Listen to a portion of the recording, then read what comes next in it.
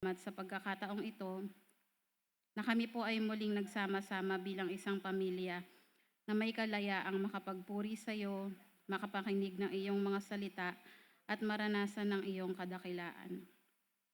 Thank you din, Lord, sa bawat buhay ng naririto ngayon. Ang bawat isa po ay patunay ng inyong katapatan at kabutihan. Sa amin po, Lord, mga kapatid na patungo pa lamang dito, inaalay din po namin sila sa inyong mga kamay. Kayo po ang maging kanilang tagapagligtas, Lord God, tagapag-ingat, at tagapaghatid ng kapayapaan at kaligtasan sa kanilang paglalakbay. Kayo din, Lord, sa amin pong mga kapatid na nasa malalayong lugar, Lord, nawa iparanas nyo din po sa kanila ang kagalakan na mapapurihan po kayo. Lord, hinihiling po namin na ihanda nyo ang aming puso't isipan sa araw na ito. Linisin nyo po kami sa anumang humahadlang, Lord God, sa aming pagtanggap ng inyong mensahe. Naway ang bawat salita na aming maririnig ngayon ay pumasok sa aming mga isip at aming mga puso. At ito nga po ay magdulot ng tunay na at panghabang buhay na pagbabago sa bawat isa. Hayaan mo, Lord, na maranasan namin ang iyong pag-ibig, ang iyong kapangyarihan, Lord God, ang kapayapaan, Lord, na tanging ikaw lamang po ang nakakapagbigay, at ang kagalakang dulot ng iyong presensya sa buong pagsamba namin ngayong araw. Pinagkakaloob po namin sa inyo ang buong bahagi ng aming service. Pagpalain niyo po ang bawat isa, ang aming music team na nagpapahayag ng papuri sa pamamagitan ng aming mga pag-aawitan, ang amin pong technical team, Lord God, na tumutulong po sa bawat linggo, Lord God, upang mapaayos ang daloy ng aming pagsamba, at ang amin pong mga ushers na may pusong naglilingkod sa inyo. Gayon din ang mga guro, Lord God, sa aming Sunday School na nagtuturo ng iyong salita sa mga kabataan. At lalong higit sa lahat, Lord, ang inyo pong lingkod na magpapahayag ng iyong salita. Naway gamitin mo po sila, kaming lahat, Panginoon, bilang iyong tinig, at naway tanging ang inyong pangalan lamang ang siyang maitaas at mapapurihan. Sa lahat ng ito, Lord God, ikaw po ang aming itinataas. Sa iyo po ang lahat ng papuri, karangalan at pagsamba. Ito po ang aming panalangin sa pangalan ni Jesus. Amen. Sabay-sabay po nating awitan ng ating Panginoon sa pangunguna ng ating music team.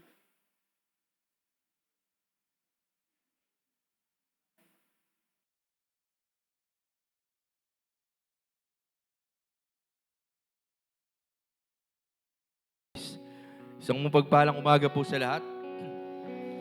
Huling linggo po ng buwan ng August at September na po bukas.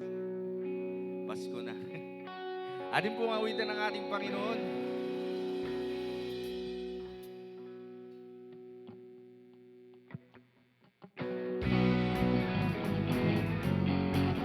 Yes, Lord, you are our King. The King is coming in our hearts and in our minds.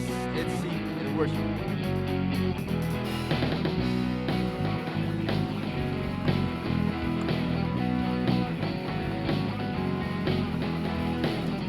You know that I love you. You know that I want to know you so much more than I can before. These words are from my heart. These words are not made up, and I will live for you. I am devoted to you, King of Majesty. I have one desire, just to be with you, my Lord. Just to be with you, my Lord. Jesus, you are Savior of my soul. Yes, Lord.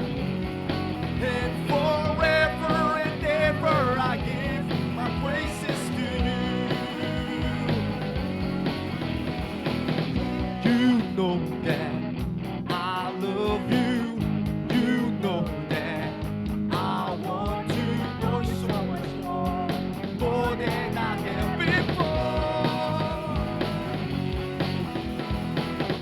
These words are from my heart. These words are not made up, and I will live for you. I am devoted to you, oh Lord, King of Majesty. I have one desire, just to be with you, my Lord. Just to be with you, my Lord. Jesus, you are Savior of my soul. And forever and ever I give my praises to you. Jesus, you are Savior of my soul. And forever and ever I give my praises to you.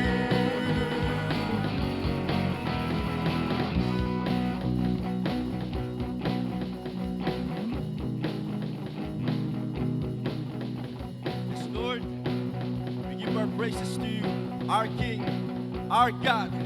Let's sing. King of Majesty, I have one desire, just to be with you, my Lord. Just to be with you, my Lord. Jesus, you are Savior of my soul. And forever and ever I give my praises to you. Jesus, you are Savior of my soul. And forever and ever I give my praises to you. And forever and ever I give my praises to you. Yes, Lord. Pagpapalagay natin ang ating Panginoon.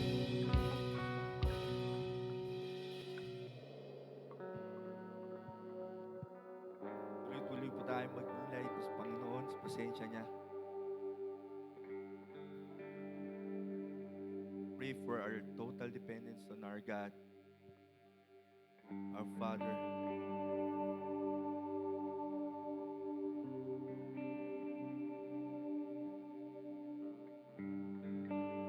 Worthy of every song we could ever sing, worthy of every praise we could ever bring. worthy of every breath we could ever. We live for you, live for you.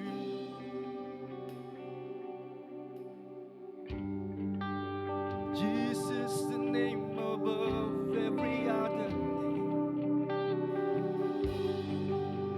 Jesus, the only one who could ever save. Worthy of every breath we could ever breathe. We live for you. Oh, we live for you. Holy, there is no one like you. There is none beside you to open up my eyes and wonder. Show me who you are and fill me with your heart and lead me in your love to those around me. Let's sing Jesus.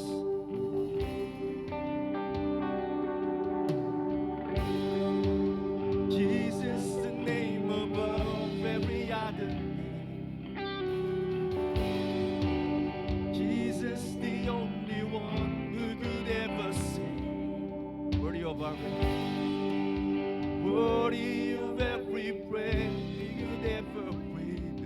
We live for you. Oh, we live for you. Holy, there is no one like you. There is none beside you. So open up my eyes and wonder. Show me who you are and fill me with your heart and lead me in your love to those holy. Holy, there is no one like you. There is none beside you. Open up my eyes and wonder. Show me who you are and fill me with your heart and lead me in your love to those around me. Oh, yes, Lord. We want to build our life on you alone. And I will build my life upon your love. It is a firm foundation, and I will put my trust in you alone. And I will not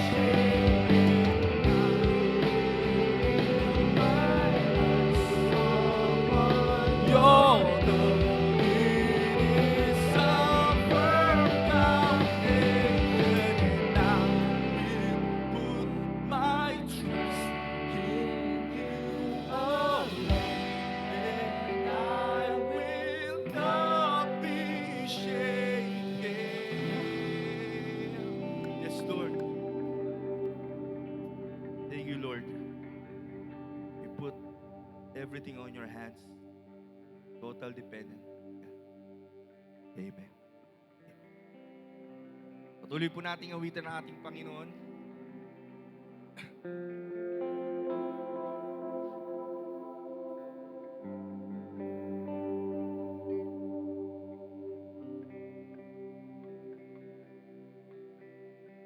My hope is built, nothing less than Jesus' blood and righteousness. I dare not trust the sweetest frame, but wholly trust in Jesus' name. Church, sing.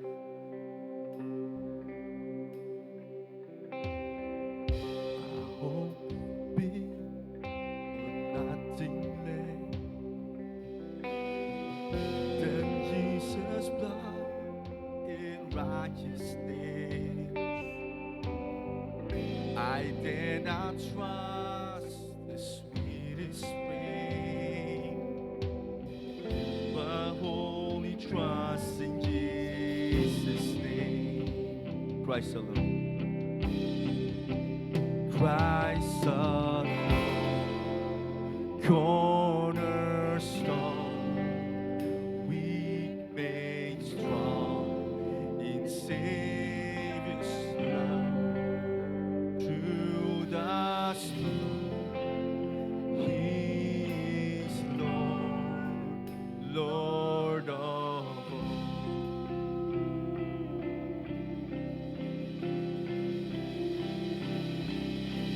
When darkness seems to hide His face,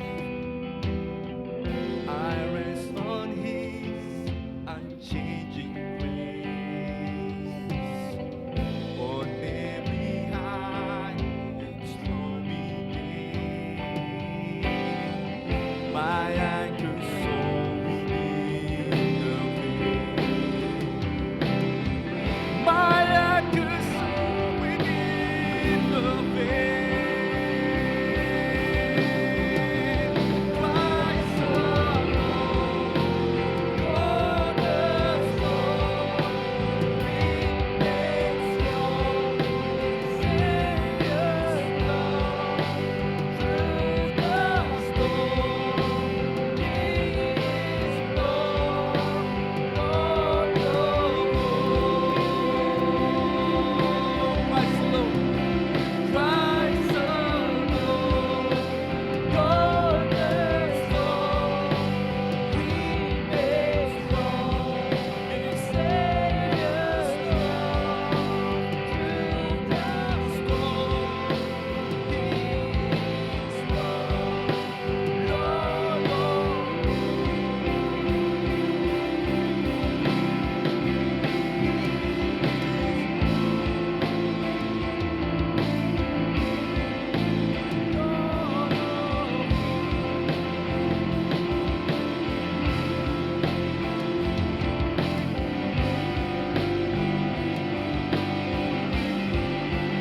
Christ alone, cornerstone, weak made strong in Savior's love. Through the storm, He is Lord, Lord of all.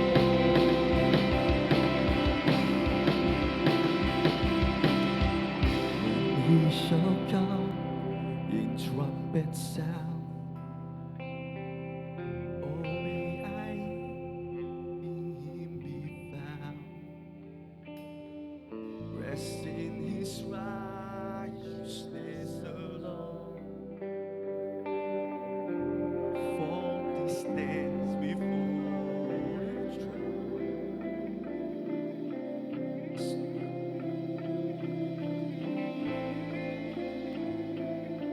Praise you, God.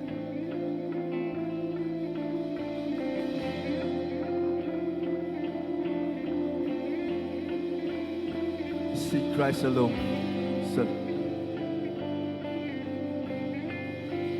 Christ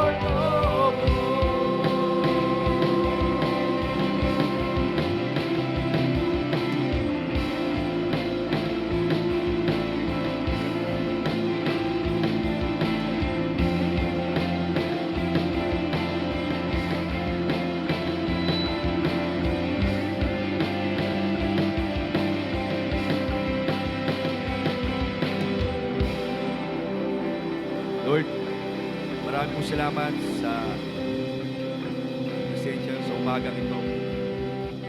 Salamat sa musika at pag-aawitan, Lord. Sa inyo po ang papurit po sa salamat, Lord. Samba sa araw na ito.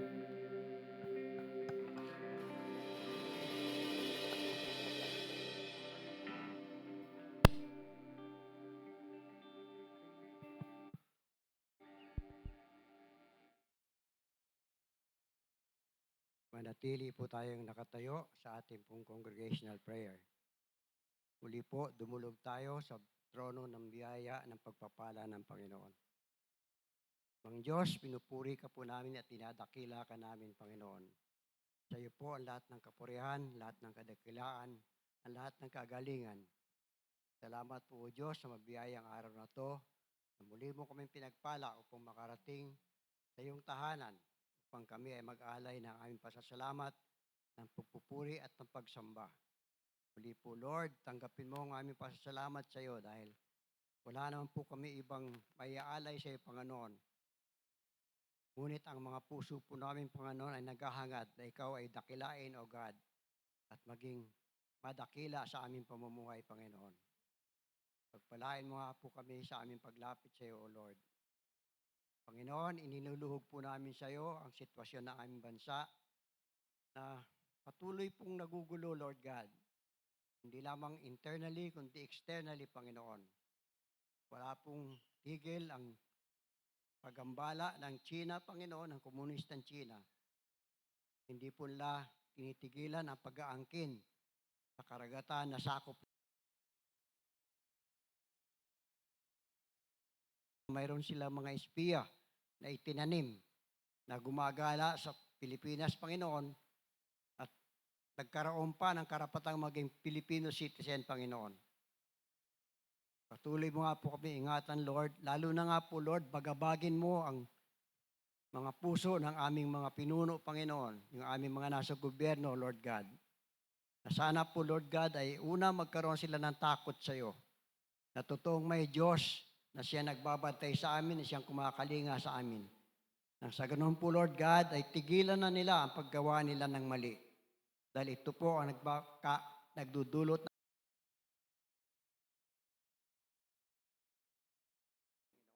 Ninulog po namin sa iyo, mga taong ito, Panginoon, na wala nang iniintindi kundi ang sarili. Na naging gahaman na po sa pag-ibig sa pera, Panginoon. Kahit na nga po labis-labis na ang kanilang pamumuhay, hindi pa rin po nila tinitigilan na paggawa ng mali, Panginoon. At hindi na po nila iniintindi ang kalagayan ng mga kababayan po namin na nalugmok na sa hirap, Panginoon. Kaya po, Lord, amin po silang itinataas sa iyo, na sana nga po'y antigin mo mga puso nila upang sa ganoon, Panginoon, ay unahin naman ang kapakanan ng taong bayan. Salamat po, O Diyos, dahil dinidinig mo ang panalangin ng iyong mga anak at hindi mo po pinababayaan ang mga anak mo na sa iyo lamang po nakadepende, Panginoon. Panginoon, subaybayan mo po ang bawat isa sa amin sa hangarin po namin mapapurihan ka sa buhay namin. Kaya po, Lord, gabayan mo ang bawat isa sa amin, Panginoon. Puspusin ang banal na Espiritu upang lumakad ayon sa kalooban mo, Panginoon. Huwag po sanang mawala sa puso namin ang pananampalataya sa iyo. Lalo na nga po sa mga dumarating na panahon na kung amin naman pong pag-iisipan ay lalo pong tumitindi ang kasamaan, Panginoon. Makikita po namin sa nangyayari, Panginoon, ngayon ang katotohanan ng pinahayag ng Panginoong Hesus sa Matthew 24. Ang lahat po ng sinabi niyo na ay nangyayari na, Panginoon.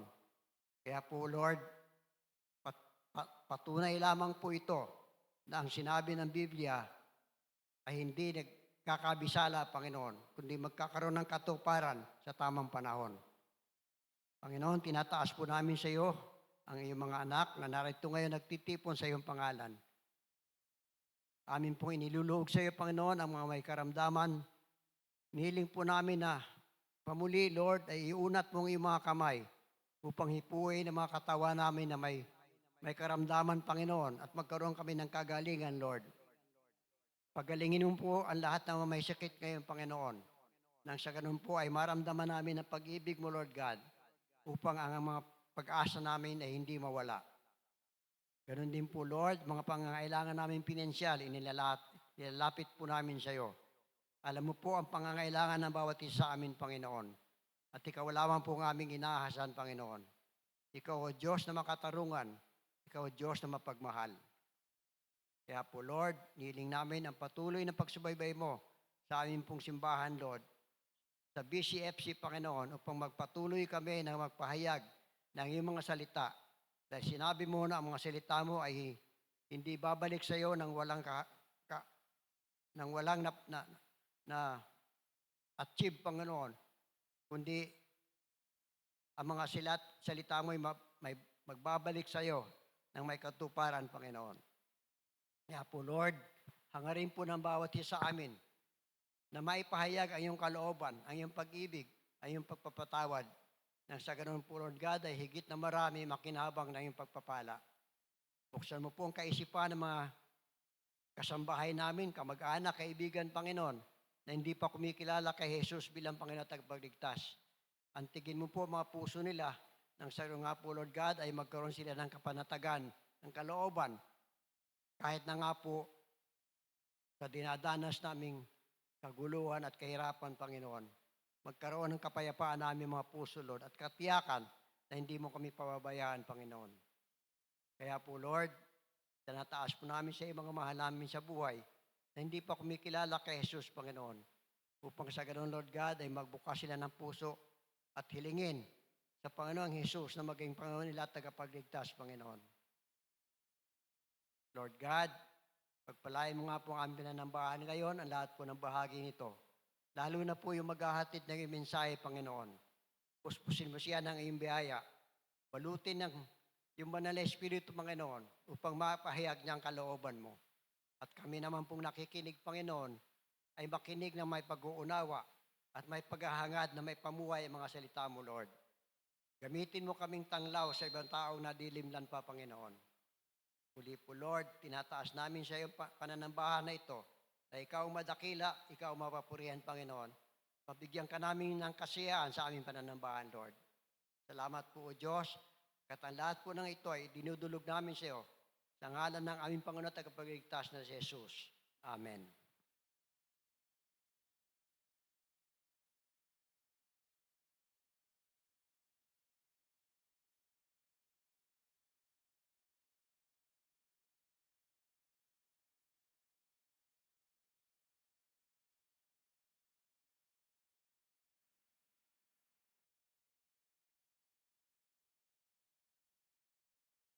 Umaga sa ating lahat.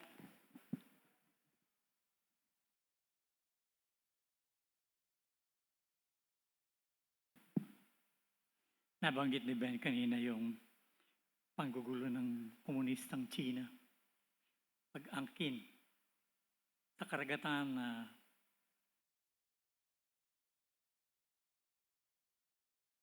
bayan natin.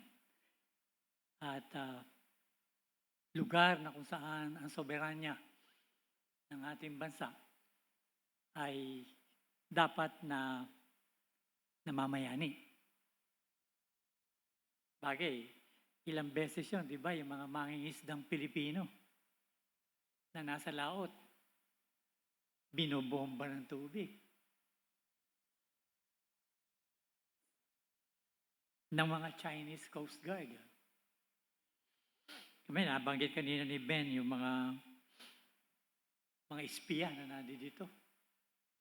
Kung tutusin talaga hindi mo madidistinguish. Mangyari kasi, panahon pa ng Kastila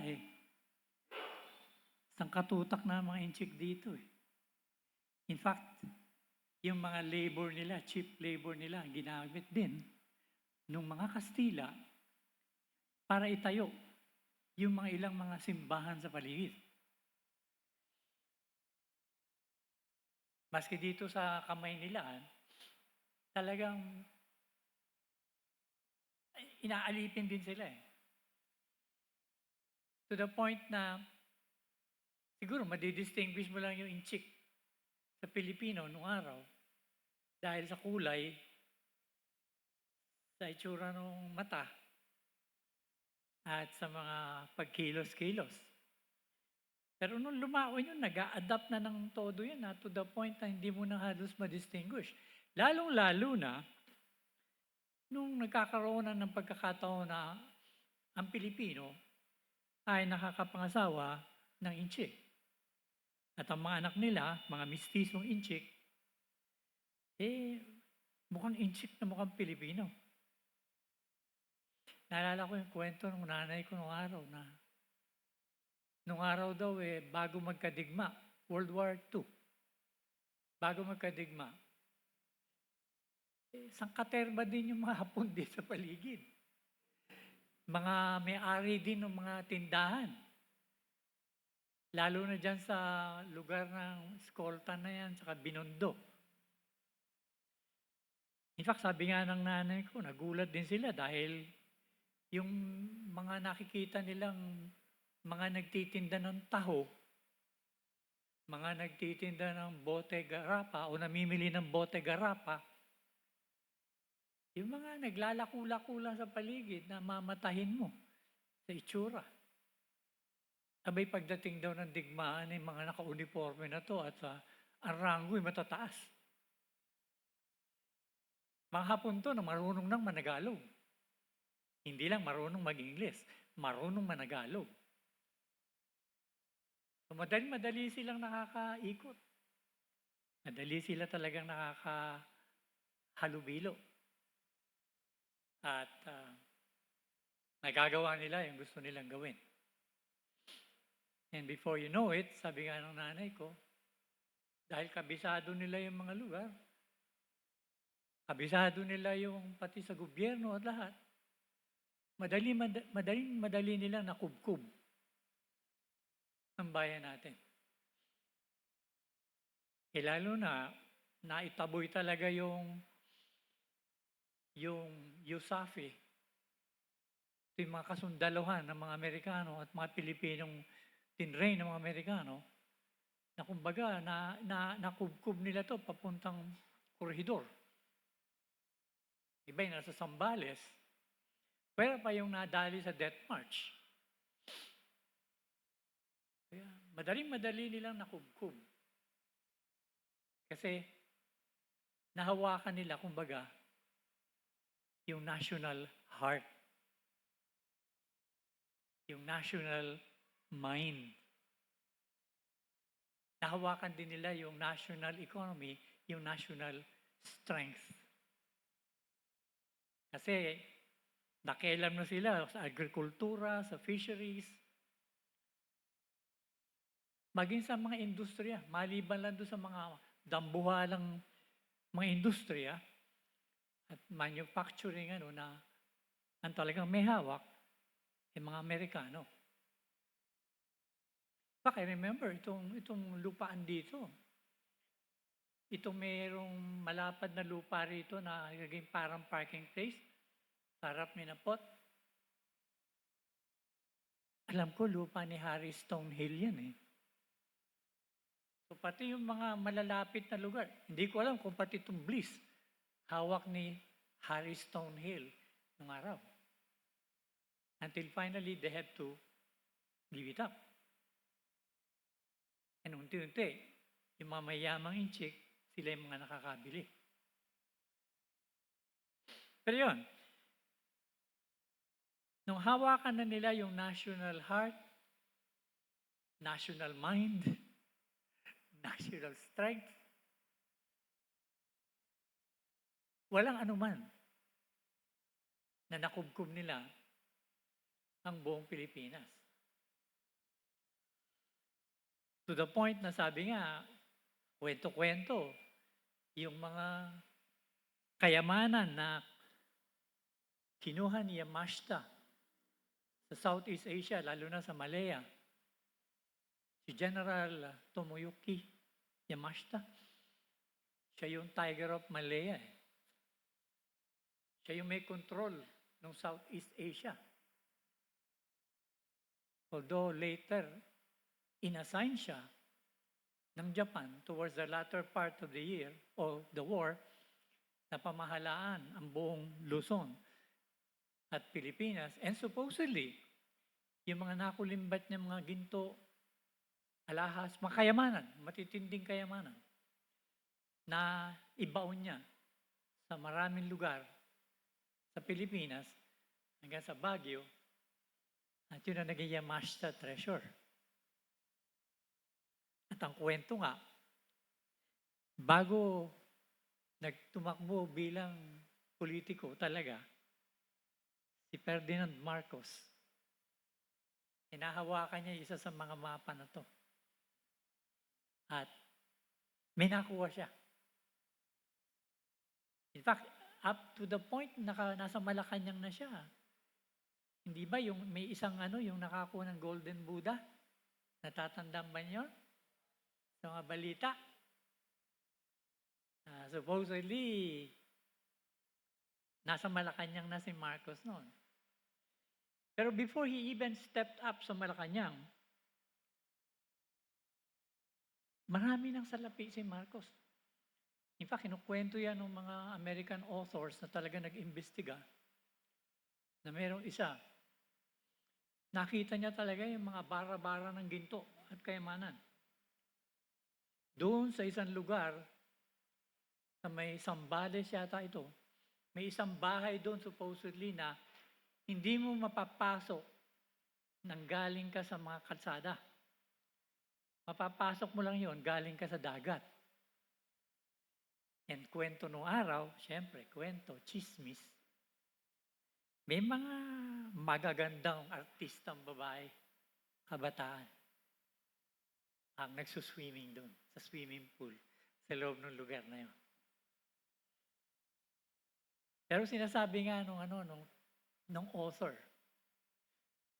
sinulat niya yung conjugal dictatorship.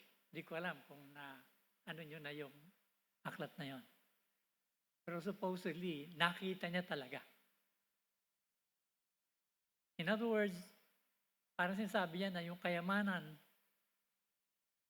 ni Marcos, Ferdinand, ay hindi lamang if ever nanggaling sa pangungurakot sa pamahalaan na hindi basta mapatunayan. Although supposedly, pagkatapos kay Cory, medyo nabulgar yung iba. So that nabawi yung something like, $100+ million? And what they were trying to say was, meron ng talagang yaman yan nung pa.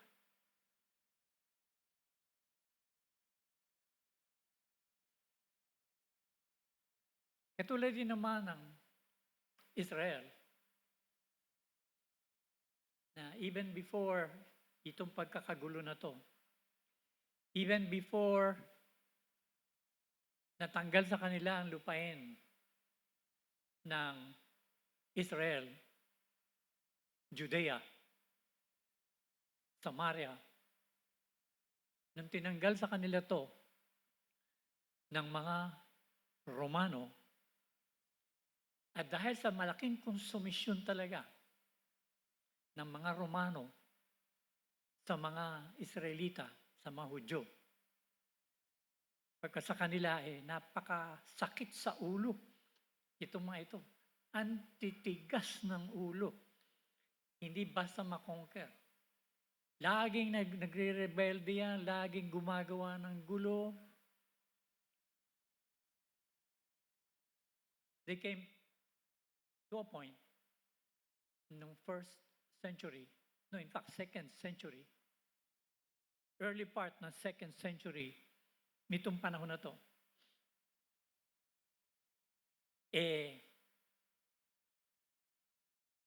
talagang kinubkob na ng husto ng Roma. Alam natin na noong 70 AD, sinunog ang templo na pinakasimbolo ng relihiyon ng Israel. At supposedly, tahanan ng poong Yahweh o poong Jehovah. Dumating sa punto, pagkatapos durugin to, kinuha lahat yung mga nasa upper middle class at ikinalat sa imperyo ng Roma. To the point na kaunting-kaunti lang yung natira doon. Yung mga pinaka-mahihirap. Yet, dumating ang punto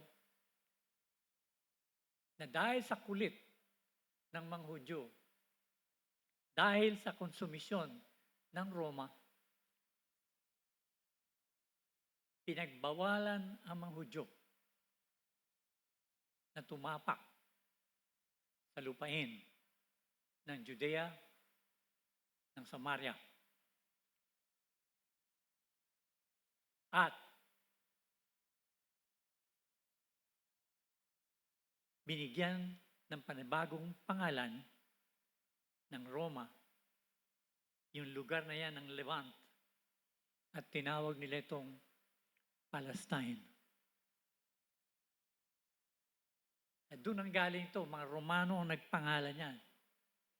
At ipinangalan naman ng Romano ang Palestine kasi hango yan sa kalaban ng Israel, lalo na nung panahon ni David. At maski bago kay David, yung makulit na kalaban nila, yung mga Pilisteo o mga Philistines. So doon hinango yung pangalang Palestine. At yun ay pinangalan doon sa lugar na yun. At todo-todong insulto at lahat. And then, they were forbidden on the pain of death to step back sa lupain na yan. Biro mo, that was, 100 plus AD. And only during late 1700s, in fact sa 1800s, tsaka pa lamang may mga Hudyo na nagpupuntahan ng lugar ng Israel. Mga Hudyong mga nagtagumpay sa Europe, sa ibang lugar ng Asia, yumaman, bumibili sila ng lote ngayon doon sa lugar ng Israel. Binibili nila ito mula doon sa mga Arabo, sa mga Palestino na nagme-may-ari ng mga lupa doon. So unti-unti yan, binili ng mga Israelitas. Hanggang sa dumating ang panahon na talagang pumupukpok ng gusto na magkaroon ng bayan ng Israel. And we all know na noong 1948, pinanganak muli ang bayan ng Israel at kinilala ang bansang Israel. Now in all this, hindi tayo lumalayo sa kasaysayan na ito ng Israel. Una, dahil tayo lamang ang bansa na pumayag. I think panahon ni Quezon yun. Na yung mga parang pino-persecute ng mga Hudyo sa Europe, lalo na sa Germany and even Eastern Europe, pinayagan dito tumira. Tayo lamang. Maraming bansa, ayaw. Pero tayo, binuksan. Kaya nga for a very long time, walang visa ang Pilipino pagpupunta ng Israel. Kasi iba yung pagkakabigkis. In fact, maraming Pilipino talagang Israelita ang pangalan. Mga apelyido. Anyway, going back, talagang napakataas ng pagtingin sa bayan ng Israel. Dahil nga sa pinagmulan ng Israel mismo. Mula kina Abraham, kina Isaac, kina Jacob, at yung kanyang 12 anak. Alam natin ang kasaysayan.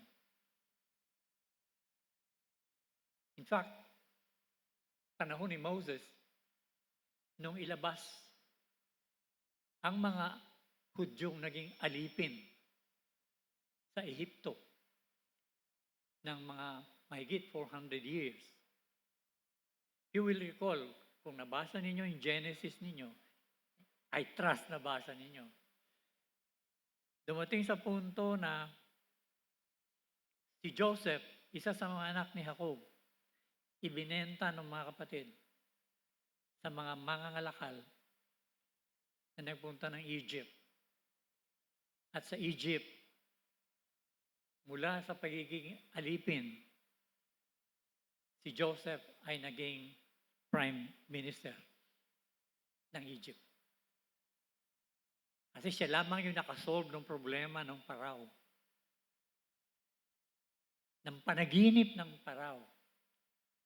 At siya din ang magsosolve ng problema ng ekonomiya na lalabas dahil sa maraming taon ng taggutom, tagtuyo sa Egypt. Kaya ibinigay ng Parao ang kapangyarihan kay Joseph. At si Joseph naman, talagang nilikom niya yung kayamanan sa Egypt para sa Parao. Tapos yung pamilya niya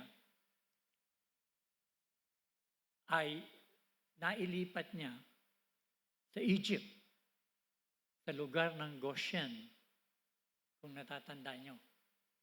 I hope you do. And then from there, sabi nga, dumating ang panahon na may mga namuno sa Egypt na hindi na kilala si Joseph at nangangamba sila dahil dumadami yung mga Israelitas sa Goshen at matitinik na mga negosyante. Kaya ang ginawa nilang alipin to. And it was also according to what the Lord said to Abraham.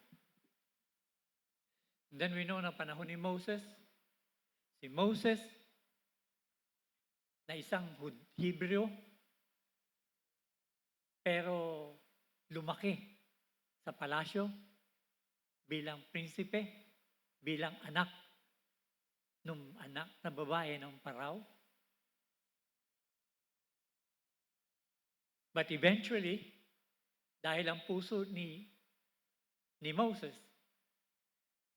ay nasa sa mga Hebreo, dahil alam niyang Hebreo siya, nagpalaki sa kanya yung nanay niya, yun ang naging yaya niya, at nakadikit sa kanya yung mga kapatid niya. Finally, si Moses, na kinailangan lumayo ng Egypt dahil napatay niya yung isang Egyptian guard na nagmamalupit sa mga slaves, and he had to leave sa lupain ng Midian.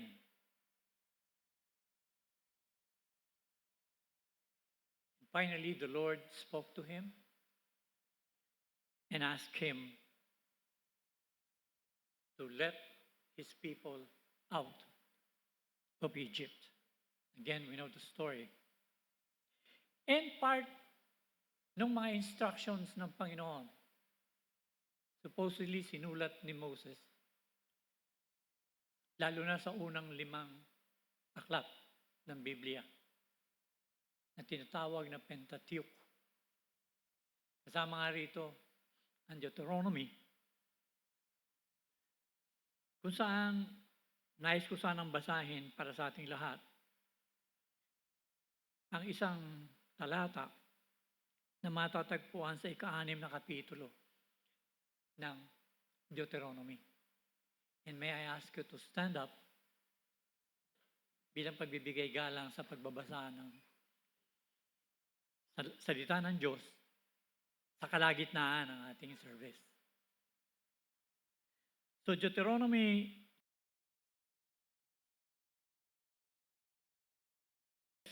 "Hear, O Israel, the Lord our God, the Lord is one. And you shall love the Lord your God with all your heart, with all your soul, and with all your strength." The Lord bless us sa pagbabasa nito. Makaupo tayo mga kapatid.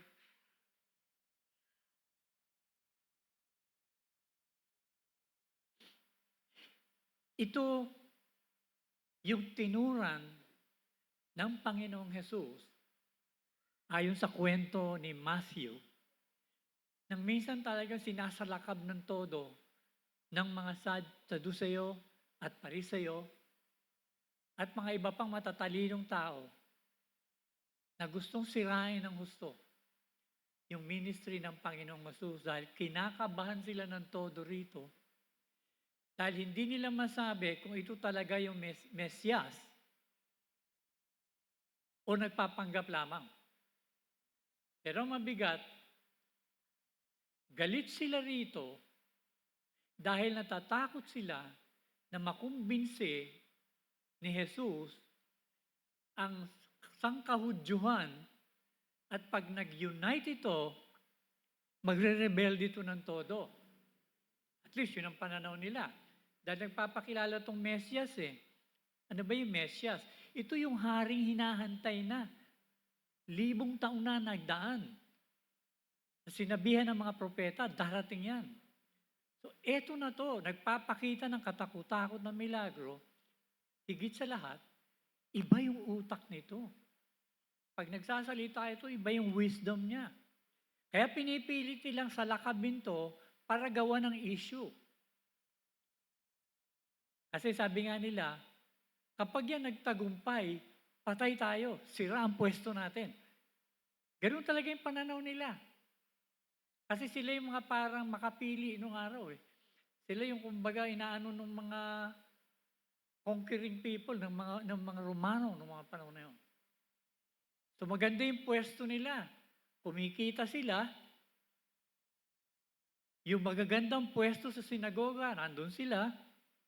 Pag may piyesta, may birthday, lahat ng parang guest of honor, sila nando doon. Ayaw nilang bitawan yan. Pero pag nagtagumpay itong Jesus na to, mayayari lahat sila. So sinasalakab nila. And there was a point in time, tinanong siya, "Teacher, mahusay kang teacher, talagang mabilib kami sa sinasabi mo. Pero alin ba yung yung 2 greatest commandments?" Alam nila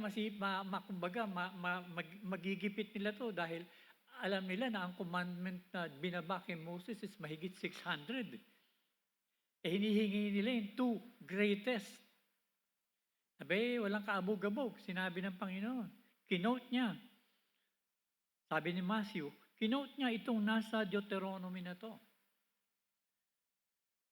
And let me just read kung ano yung sinabi niya sa Matthew na to.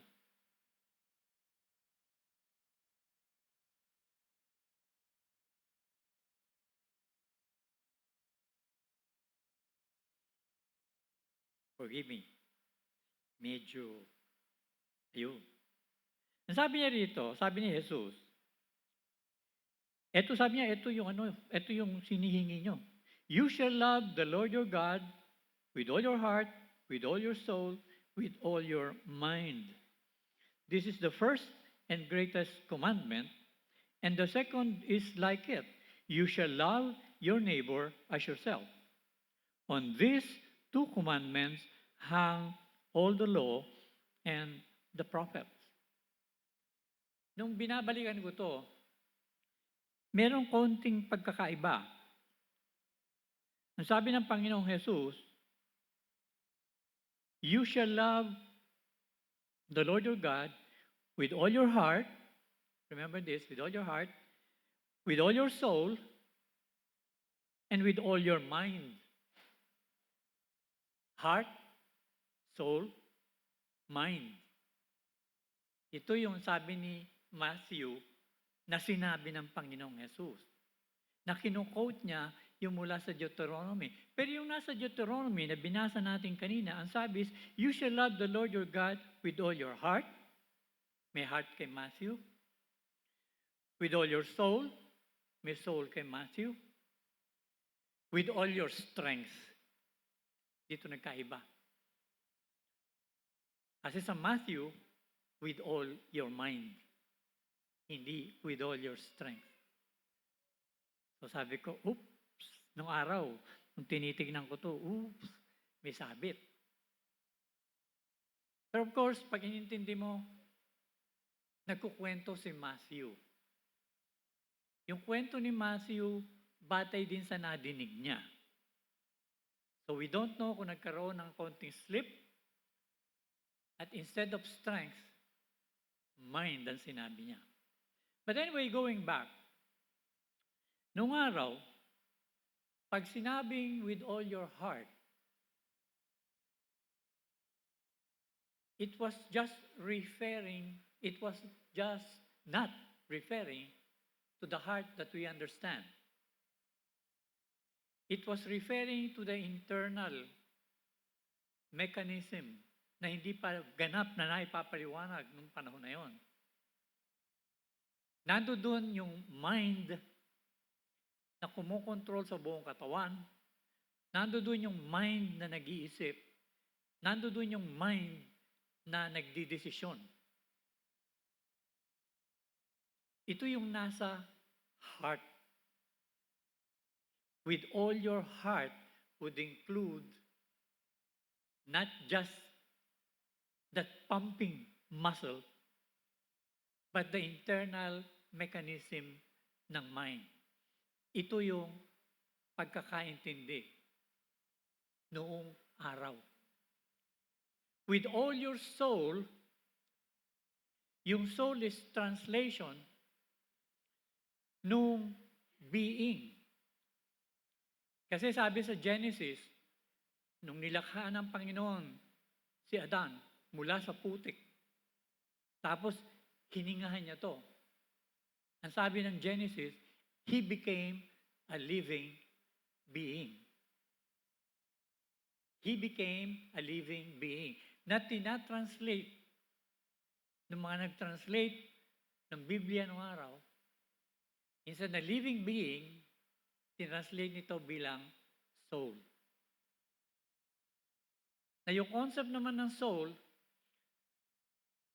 lalo na sa relihiyon ng silangan, lalo na doon sa nagmumula sa Indus Valley, sa India, iba yung konsepto ng soul. Na ang soul ay isang parang bahagi ng pagkatao. Hindi ito yung being mismo.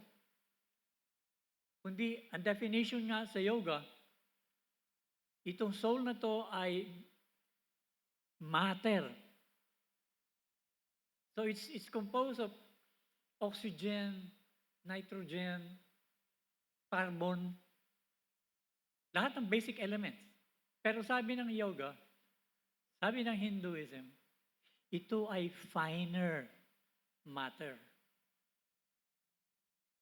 Ito yung finer matter na nakatali sa katawan. Material matter. At ang tawag nga nila dito, no in English, ay astral body. Kaya itong soul na to, astral body na to, ito nga ay nagbibiyahe pa sabi nila Pag natutulog ka, umaalis yan, lumalabas yan, namamasyal yan. Kaya nga sabi ng iba, di ba yung napupuna? Kung minsan may mapupuntahan kang lugar, bakit parang pamilya na pamilyar to? So, hindi ka pa nakarating doon. Sabi na, kasi yung astral body mo, nakapunta na dyan. Nakita na yan. Nag-register na yan doon sa loob-loob ng utak mo, kaya akala mo, nakita mo na. When actually, hindi pa. It is because of your astral body. So ito yung concept ng soul nung lumaon. Pero sa Biblia, lalo na sa Genesis, pag sinabing soul, ito yung pinaka-being. Iba yung being sa doing, di ba? Naintindihan natin yon? Yung being, ito yung parang essence mo eh. Yung doing, ito yung ginagawa mo eh. Yung doing, ito yung produkto ng inisip mo. Yung being mo, nandoon din yung parang isip mo. In a way. Sabi nila. Pero nung araw, pinagdududahan ko ito ng gusto. Kaya nung araw, nung nag-umpisa hindi na ako maniwala sa Diyos, halos, hindi ako naniniwala sa kaluluwa. Kaya ang sabi ko nga sa kanila, aber nga, kung may kaluluwa, saan nando doon yung mind? Saan nando doon yung pag-iisip? Kasi all the while, ang alam ko, yung mind ay produkto ng workings ng gray matter, ng utak. In other words, pag walang utak, walang mind. Pero sa kwento, may kaluluwa, may soul, may being.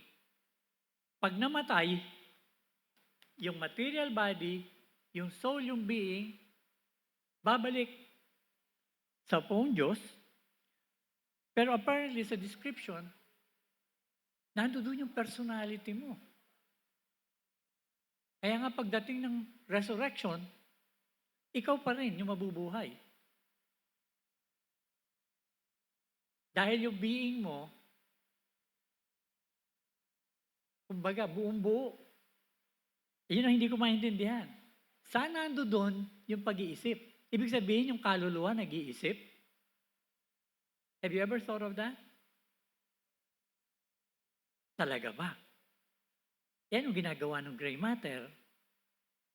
Bakit pag nasira yung gray matter, either namamatay yung tao, yung being, or may nasisira sa function niya. Bakit hindi nananatili, kunyari, na buong buo yung bituka mo, lungs mo, pancreas mo, lahat ng ano mo, kahit na nasira na yung portion ng utak mo. Hindi katulad ni si Bruce Willis. Tatandaan si Bruce Willis? Action star? Naging asawa ni Demi Moore. Supposedly, yung frontal lobe niya nagkaroon na ng dementia. And as a result of that, hindi na siya nakakakilala talaga. Nawala na yung glamour ni Bruce Willis. Die Hard. Ano niya? Pag nasira ang gray matter, pag may nangyari dyan, either natanggal yung gray matter o nagkaroon ng sakit, hindi pwedeng hindi maapektuhan yung kabuuan mo.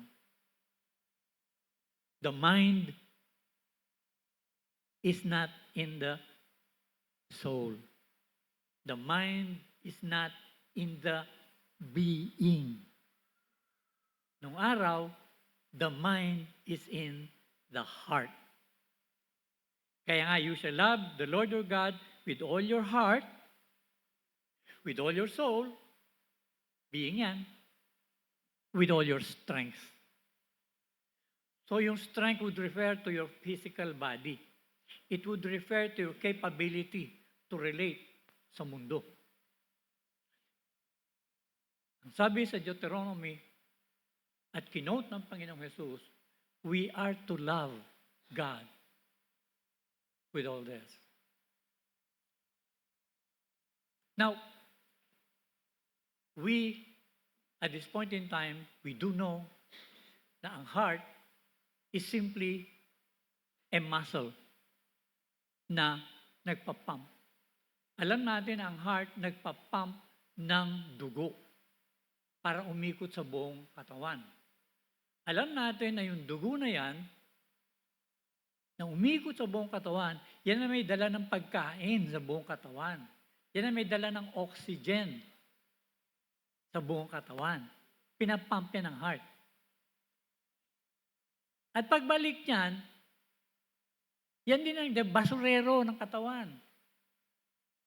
Yung dugo na yan. Yan ang nagdadala ng mga basura, ng mga bioprocesses sa katawan natin. Dati, nagdadala siya ng oxygen. Pagbalik niya, dala niya carbon dioxide. Lahat naman to, na-filter out. Carbon dioxide sa lungs. Yung iba pang chemicals, na-filter sa atay, na-filter sa bato. Not to mention the fact na nailalabas din sa mga skins natin. Pero yun ang trabaho ng heart. So we know at this point in time that the mind does not rest in the heart. Naging ganyan lang ang pananaw nung araw kasi napunan nila nung araw. Pag excited, bumibilis ang tibok ng puso. Depende sa excitement, depende sa yung mga nagkukos ng stress, depende yun sa pagpitik ng puso mo. Pero pag ikaw naman ay payapa ang isip, normal na normal ang takbo ng puso.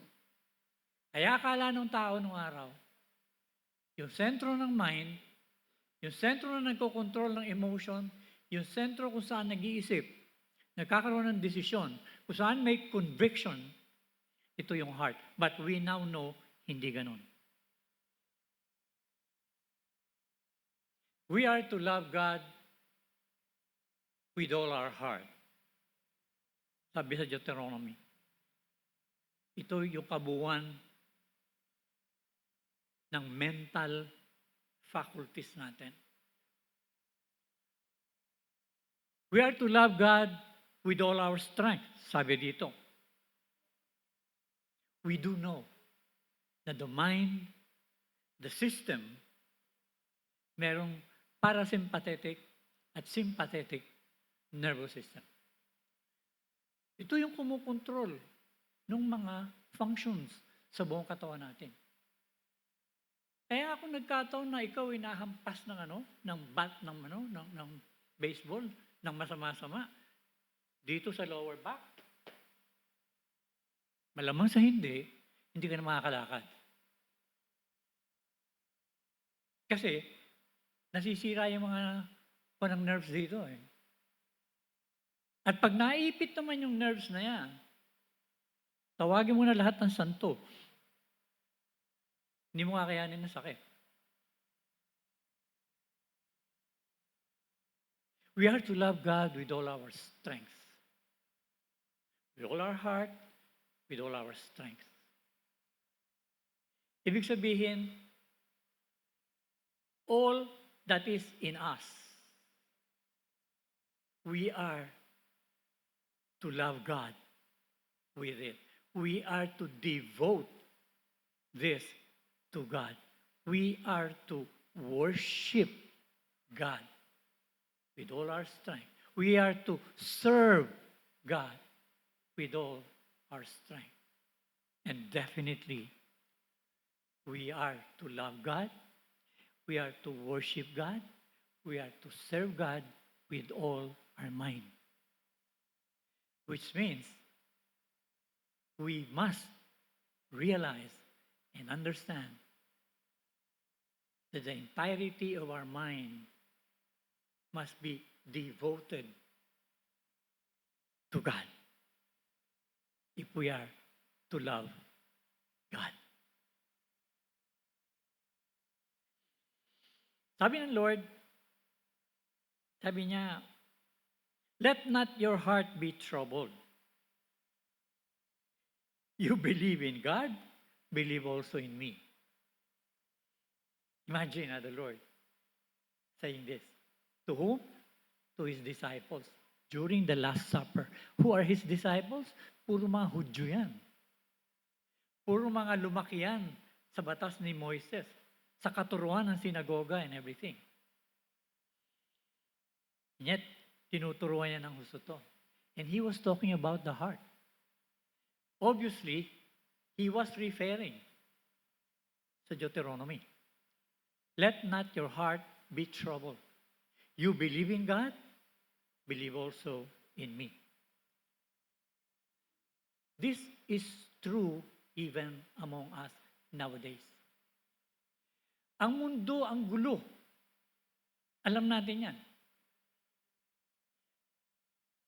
Sa ekonomiya, sa politika, sa kultura. Naku, lalo na, kultura. Talagang walang kapayapaan. Walang rest. Walang contentment. Pero sabi ng Panginoon, let not your heart be troubled. You believe in God, believe also in me. Now let's go beyond that you believe in God, believe also in me.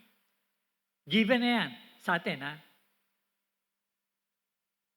Let not your heart be troubled. Ibig sabihin, decision mo yan.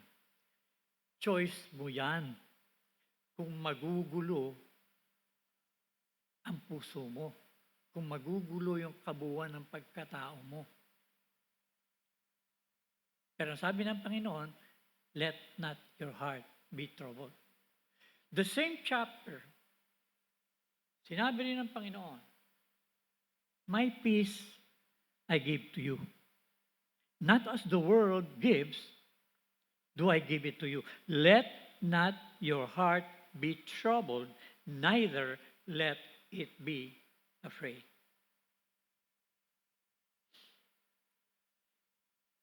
If we are to love God with all our heart, which includes our mind, then we are supposed to rein in that heart, to rein in that mind, and never allow it to be troubled, never allow it to be afraid.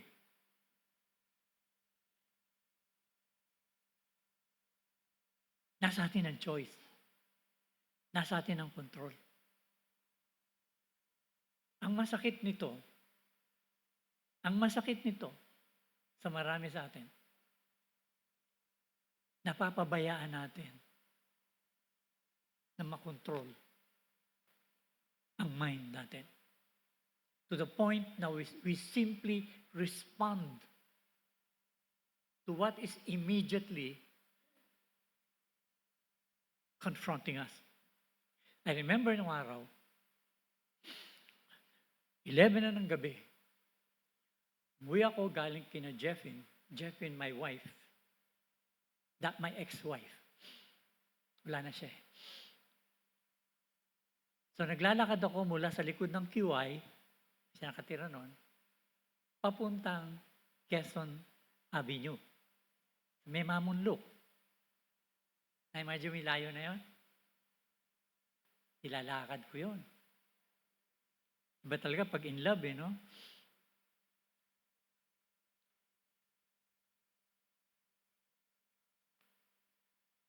But all the while, sa sitwasyon na to, there was a time na sakay ako ng bus, uwi na, umulan. Then finally, pagdating doon sa malapit sa amin, binaba ako ng bus nung araw sa Road 23. Ito yung bagong tulay sa GSIS. So yung buong GSIS village, merong oras lang na pumapasok ang mga bus dyan. Nung araw. Wala pang jeep nung araw pumapasok dyan. Ang taxi takot pumasok dyan. Dahil pag pumasok daw ang taxi, sabi nila, umaga na sila nakakalabas. Anyway, there I was walking. May dumaan biglang Beetle yon, Beetle.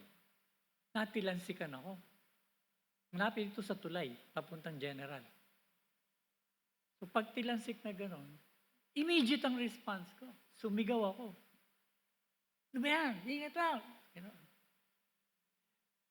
Tapos namin, nagulat ako. Pumarada yung Beetle sa kanto ng General Avenue tsaka doon sa papuntang itaas. Tayo mga nasa Kapenapud, alam niyo to. Abay, kakita-kita ko ba naman Nagwawala yung driver na lalaki sa loob. At pinipilit abutin yung glove compartment. At yung babaeng kasama, tarantan, nagsisisigaw, pinipigilan, halos yakapin yung kamay. May inaabot doon sa loob ng glove compartment. So nasa isip ko, baril to. Kung nagkataon pala, nasirang bok ako. Pero again, like I said, pagdating doon, lapit lang ako. Sige pare, limutan ko na yan. Sige na. Mamaya, nagpumilit yung babae. Halika na. Laka na doon. Tinandaan ko yung plaka. Tinandaan ko yung tsura. Tapos, nagmadali ako umuwi sa amin. Pagdating sa amin, nandun yung kapatid ko, sa pinsan ko. Pasok ako, kangiti ako. Makita ko tuloy-tuloy. Nag-jacket. Wala nang ulan. Nag-rubber shoes. Kinuha ko yung baril ng kuya ko. Alam ko, pumasok siya sa papasok ng Lazaro Soriano. Alam ko kung saan siya pupunta. Alam ko na gagawin ko.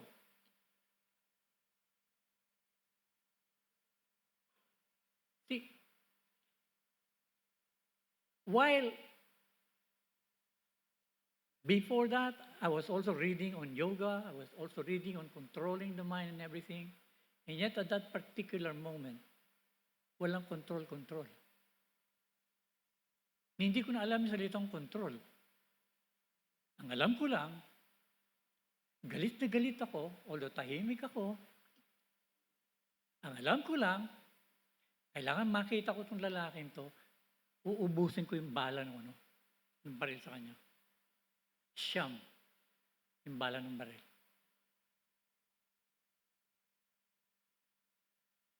Love God with all your mind.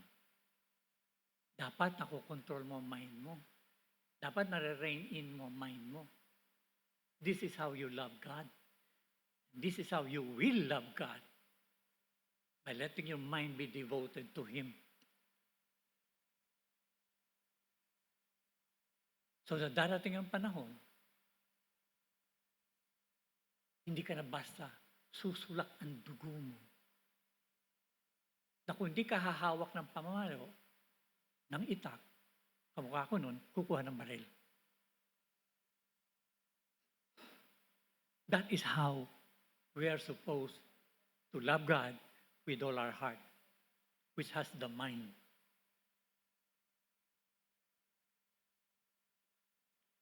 Kaso, you have to cultivate this. You have to constantly attune that mind, that heart to God so that we can truly love God. I look back sa buhay ko and I realize that while there has been a lot of times when napatay na sana ako, pero hindi. I look back pati sa mga frustrations ko.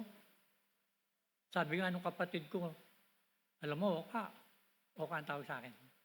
Di Bok. Ikaw lamang ang inaasahan namin. Naaabot sa punto maging presidente ng bangko at yayaman ka ng todo. Pero hindi Naloko ka dyan sa Bible mo Sabi pa nga sa akin, hindi mo kailangan yan. Sila kailangan nila, pero ikaw hindi. Mabait ka na. Galing, But the mind has to be cultivated. The mind has to be fed. with that Word of God. The mind has to be in constant touch with God. The Lord has blessed us with our pastor conducting daily prayer using the technology that we have today. Marami sa atin ang hindi nakaka-participate. Marami sa atin ang mag-participate man, parang pabugso-bugso. Ang ating pastor kit, nagsiset up din ng ways na maturuan tayo so that our mind will constantly be fed with the Word of God. Are we responding to our pastors? Para matulungan na ang mind natin ay makultivate ng gusto in loving God with all our heart, with all our strength, with all our soul, with all our being. Kung kayo ay naiiwanan lamang sa tuwing linggo, umatay ng service, para nyo nang ginawa sa sarili nyo na minsan sa isang linggo lang kayo kumakain. Kaya nyo? Minsan sa isang linggo lang kayo kakain? Mabubuhay kayo? Lalo na yung mga kaedad ko na medyo namumuti na yung buhok. At medyo yung mga internal organs ay humihingi na ng tulong. Pakakainin mo minsan lang sa isang linggo? Now, na-imagine mo ba loving your heart or loving your God with all your heart, with all your mind, with all your strength?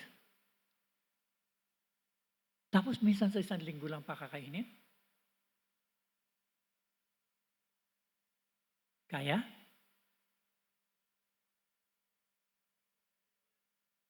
O katulad ko nung araw,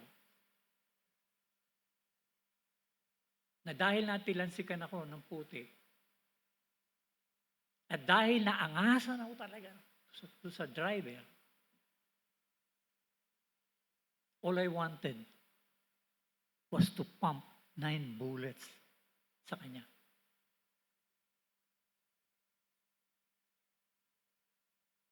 All because never na na-cultivate ang mind ko, ang heart ko. So that my entire being, my entire strength, my entire heart and mind is devoted to loving God. Bagay nung panahon na yun, hindi ko pa kilala ang Diyos talaga the way I should know Him. But there had also been times when after I have asked Him to become my Lord and Savior, nakakawala pa rin ako. There was a time, naggalit ako sa kapatid ko. Matanda sa akin yun. Siya yung parang black sheep ng family. Siya yung konsumisyon. Matanda na yung nanay ko, nakukonsumi pa and everything. There was a time. Walang anuman, sinuntok ko talaga yun. Panuntukan kami doon sa may likuran ng bahay.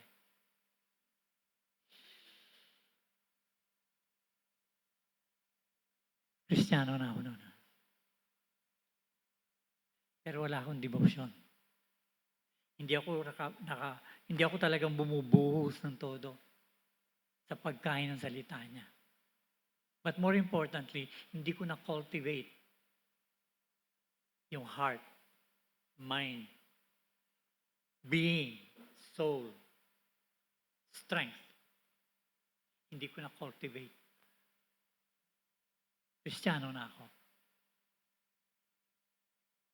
I guess, kasi baby pa ako. Pero Ilan ba sa atin dito ang baby?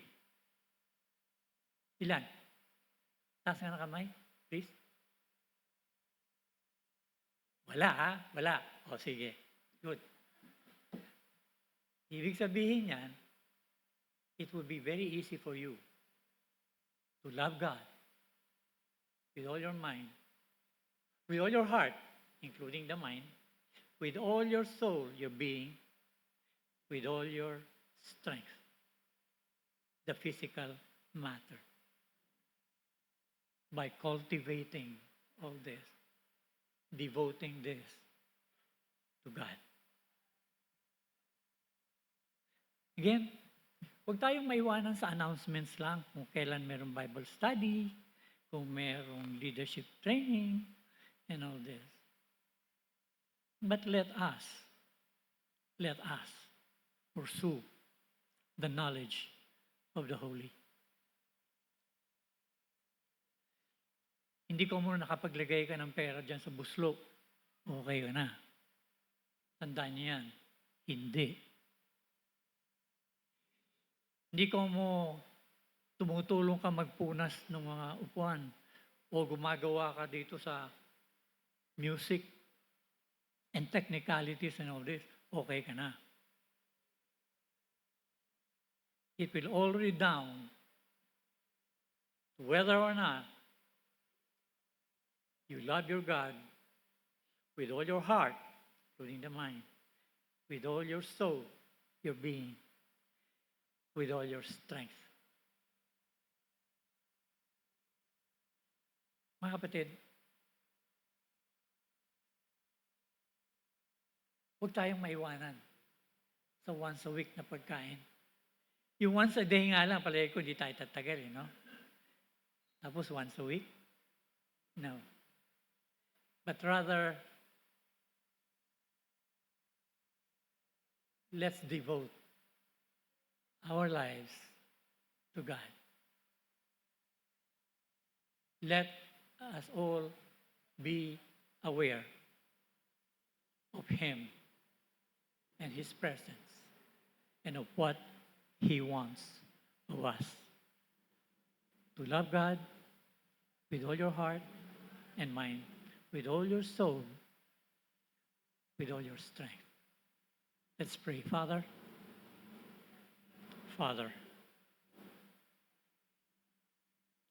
help us. Bless us. In Jesus' name we pray. Amen.